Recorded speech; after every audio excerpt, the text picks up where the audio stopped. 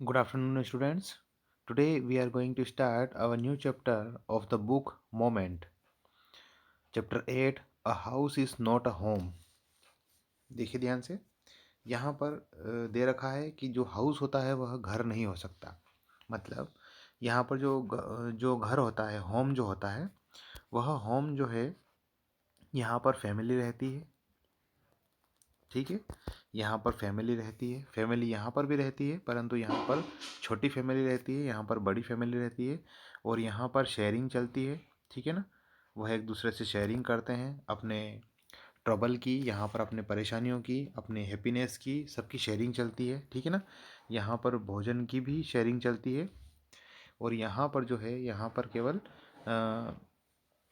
पर केवल जैसे कि काम करने वाले लोग रहते हैं, जैसे, है ना, जैसे यहाँ पर पूरी फैमिली नहीं रहती है। ठीक है ना, यहाँ पर स्नेह की कमी है, यहाँ पर प्रेम की कमी है। ठीक है ना, यहाँ पर ज़्यादा लोग नहीं रहते हैं, इस वजह से इसको हाउस कहते हैं। और होम में पूरी फैमिली रहती है और यहाँ पर शेयरिंग चलती है, इस वजह से ये डिफरेंस है इनमें। ठीक है ना, now see the highlight point.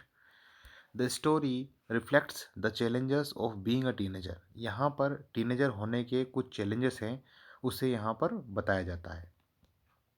And the problems of growing up. Growing up की प्रॉब्लम मतलब कि जैसे जैसे आप बड़े होते जाते हो, आपके सामने प्रॉब्लम्स आती जाती है या फिर प्रॉब्लम्स बढ़ती रहती है, उसको यहाँ पर किस प्रकार से सोल्व करना है।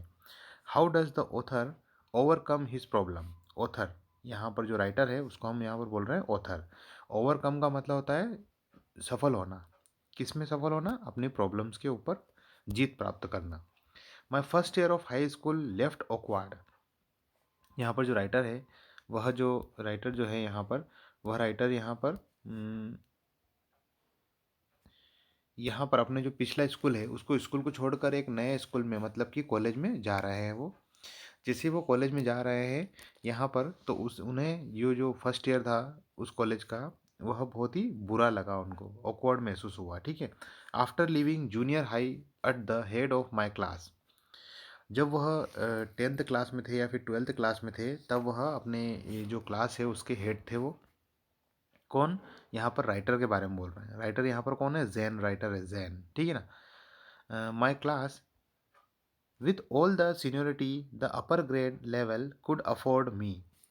It felt strange starting over a freshman. यहाँ पर क्या होता है कि पहले जब जिस स्कूल में वह पहले पढ़ते थे, उस स्कूल में तो वह सीनियर थे, क्योंकि उस क्लास में वह मतलब हेड थे उस क्लास के, तो वह उन दूसरे बच्चों पे वह सीनियर थे। ठीक है ना, पर जैसे ही वह स्कूल चेंज करते हैं और कॉलेज में आते हैं, तो वह एक फ्रेशमैन की तरह रहते हैं। मतलब कि जैसे कि नया व्यक्ति आता है ना, जो, या फिर नया लड़का जो एडमिशन लेता है, तो फ्रेशमैन कहलाता है। ठीक है ना, तो फ्रेशमैन की तरह थे।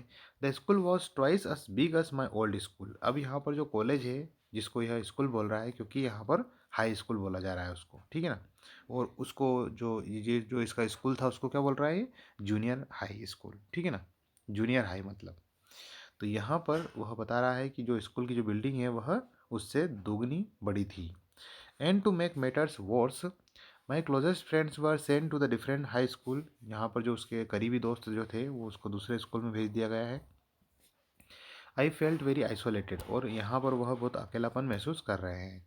I missed my old teachers so much that I would go back and visit them. यहाँ पर वह जो उसके ओल्ड टीचर्स हैं, जो उसके पुराने टीचर्स हैं, उनको भी मिस कर रहा है और सोच रहा है कि मैं उनसे फिर से मिलने जाऊँगा।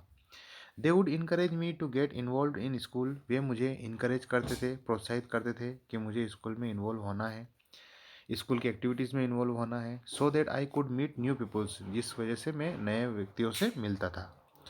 दे told me that in time I would adjust and probably end up loving my new school more than I had my old one. Okay, यहाँ पर वह अब मुझे यह कहते हैं कि मैं धीरे धीरे एडजस्ट हो जाऊँगा, और मैं इस नए स्कूल में भी दोस्त बना लूँगा, और जैसे कि मैं मेरे पास में पुराने स्कूल में दोस्त थे, उसी प्रकार से इस स्कूल में भी दोस्त बन जाएंगे।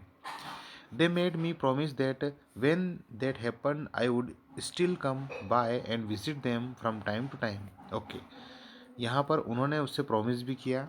किससे? जैन से प्रॉमिस भी किया उन टीचर्स ने, कि हम भी आपसे मिलने आते रहेंगे, इस वजह से आप यहाँ पर इस स्कूल को मत छोड़ना और इस स्कूल में आप अच्छे से रहना और अच्छे से अपनी पढ़ाई करना। Okay, that happened, I would still come by and visit them for the time to time. I understood the psychology in what they were saying. यहाँ पर वह जैन जो है वह समझ जाता है उनकी मनोवैज्ञानिक तरीका कि किस प्रकार से वो कहना चाह रहे हैं उनको। But I took some comfort in it nonetheless. Okay, परंतु यहाँ पर उन्हें तो कुछ कंफर्ट होता है, परंतु वह बिल्कुल ऐसे ही फिजूल, मतलब फिजूल कंफर्ट हो जाता है, मतलब ऐसे ही चला जाता है वो कंफर्ट, ठीक है ना। थोड़ी कुछ देर के लिए उनको कंफर्ट होता है, अच्छा लगता है मतलब। Now see the next paragraph. One Sunday afternoon not long after I had started high school. यहाँ पर वन संडे आफ्टरनून, यहाँ पर एक संडे आफ्टरनून को यहाँ से वह स्कूल का स्टार्टिंग करता है, अपना हाई स्कूल का स्टार्टिंग करता है, मतलब संडे को वह उस स्कूल में चला जाता है। तो देखो यहाँ पर, I was sitting at home at our dining room table doing homework. यहाँ पर वो कुछ यादें बता रहा है अपनी पुरानी, कि वह बैठा हुआ था अपने कमरे में डाइनिंग रूम में टेबल पे और वहाँ पर वो होमवर्क कर रहा था। It was a cold and windy fall day. यहाँ पर वो जो दिन जो था जिस दिन वह होमवर्क कर रहे थे जैन, उस दिन ठंड थी और हवा चलने वाला दिन था, मतलब उस दिन हवा चल रही थी। And we had a fire going in our fire place. और हमारे जहाँ जहाँ पर फायर जलती रहती है ना, घरों में फायर जलाने के लिए एक एक जगह होती है जहाँ पर ज़्यादा ठंड होने के कारण वहाँ पर फायर जला जाती है और वहाँ से गर्मी ली जाती है। As usual my red tabby cat was lying on the top of my paper. यहाँ पर रेड टेबी कैट, यहाँ पर एक कैट है, ठीक है ना, लाल कलर की है और यहाँ पर वह उनके पेपर के ऊपर लेटी हुई है। किसके पेपर के ऊपर? जैन के। pouring loudly and occasionally sweating at my pen for entertainment sake। sweating का मतलब होता है उनसे खेलना, पेपरों से इधर उधर, उन पेपरों को इधर उधर करना केवल इंटरटेनमेंट के लिए, ठीक है ना। तो फिर क्या होता है, she was never far from me, वह कभी भी उससे दूर नहीं होती थी। I had rescued her when she was a kitten, जब वह एक छोटा सी बच्ची थी, मतलब कि बिल्ली का बच्चा, उसको क्या बोलते हैं हम? किटन। जब छोटा एक बच्चा था वह बिल्ली, तब मैंने उसे बचाया था। And somehow she knew that I was the one responsible for giving her the good life. और वह यह समझती है कि मैं ही जिम्मेदार हूँ उन्हें उसे अच्छी जीवन देने का, और मैं ही उसे अच्छा जीवन दे सकता हूँ, ऐसा वह सोचती है। My mother kept stoking the fire to keep the house nice and warm. Suddenly I smelt something strange and then I noticed it smoke pouring in through the seams of ceilings। यहाँ पर उसको फिर एकदम से एक smell आती है और उसे ऐसा लगता है कि ये अजीब सी स्मेल है। जैसे ही वो चेक करता है कि ये किस चीज़ की स्मेल है, उसे चारों तरफ धुआं धुआं दिखाई देता है। The smoke began to fill the room. यहाँ पर जो स्मोक धुआं जो होता है वो कमरे को भरता जाता है। So quickly that we couldn't barely see. इतना जल्दी वो धुआं पूरे घर में फैलता है कि हम कुछ भी देख नहीं पाते हैं। आगे है नेक्स्ट पेज।